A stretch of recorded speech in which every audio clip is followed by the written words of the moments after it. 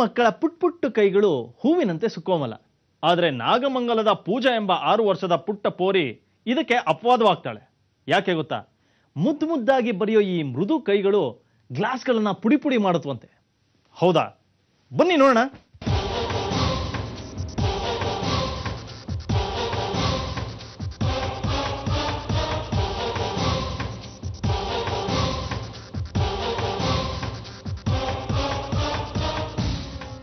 ಸ್ನೇಹಿತರೆ, ಸಾಧನೆ ಮಾಡೋದಕ್ಕೆ ಯಾವುದೇ ವಯಸ್ಸಿನ ಮಿತಿ ಇರೋದಿಲ್ಲ.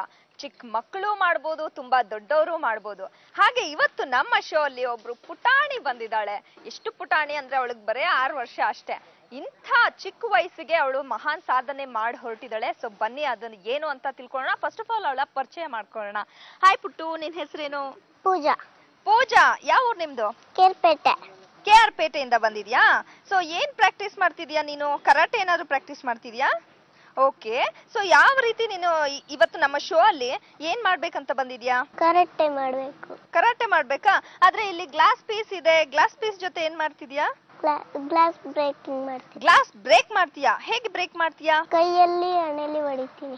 ಓ ಗಾಡ್, ಕೈಯಲ್ಲಿ ಹಣೆಯಲ್ಲಿ ಗ್ಲಾಸ್ ನ ಬ್ರೇಕ್ ಮಾಡ್ತಾಳಂತೆ. ಗ್ಲಾಸ್ ಪೀಸ್ ಚುಚ್ಚಿಬಿಟ್ರೆ ನಮ್ಗೆ ಎಷ್ಟು ನೋವಾಗುತ್ತೆ, ಬಾಯಿ ಬಡ್ಕೊಳಂಗಾಗುತ್ತೆ.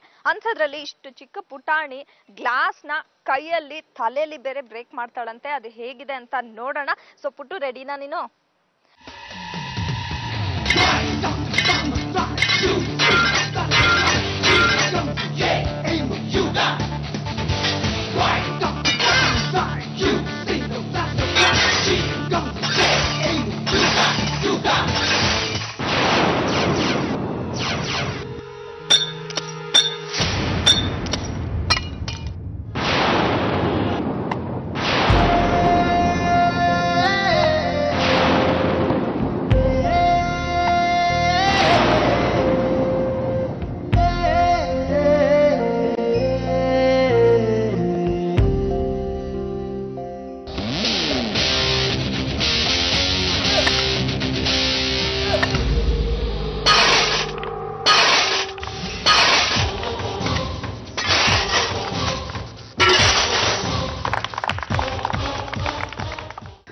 ನೋಡಿದ್ರಲ್ಲ ನಮ್ಮ ಪುಟ್ಟ ಹುಡುಗಿಯ ದೊಡ್ಡ ಸಾಧನೆನ. ಸೊ ಪೂಜಾ ಇಷ್ಟು ಗ್ಲಾಸಸ್ ನ ಬ್ರೇಕ್ ಮಾಡಿದೆ, ಕೈಯಲ್ಲಿ ಹೊಡೆದೆ, ತಲೆಯಲ್ಲಿ ಹೊಡೆದೆ, ಎಲ್ಬೋಲ್ ಹೊಡೆದೆ. ನೋವಾಗ್ಲಿಲ್ವಾ ನಿನ್ಗೆ? ಗಾಡ್, ನಿಜವಾಗ್ಲೂ ನನಗ್ ಭಯ ಆಗಿತ್ತು, ಎಲ್ಲಿ ನೋವಾಗ್ಬಿಡುತ್ತೋ ನಿನ್ಗೆ ಪುಟ್ಟುಗೆ ಅಂತ. ಪೂಜಾ, ನಿನ್ನ ಸಾಧನೆಗೆ ನಮ್ಮ ಪುಟ್ಟ ಕಾಣಿಕೆ. ಪುಟಾಣಿ ಪೂಜಾ ಹ್ಯಾಂಡ್ ಪಂಚು, ಸ್ಟ್ರೇಟ್ ಪಂಚು, ಹೆಡ್ ಪಂಚ್ ಇಂದ ಹೇಗೆ ಗ್ಲಾಸ್ ನ ಪುಡಿ ಮಾಡಿದ್ಲು ನೋಡೋರಲ್ಲ. ಶಬ್ಬಾಷ್ ಪೂಜಾ ಪುಟಿ, ಶಬ್ಬಾಷ್ ಇಂಡಿಯಾ.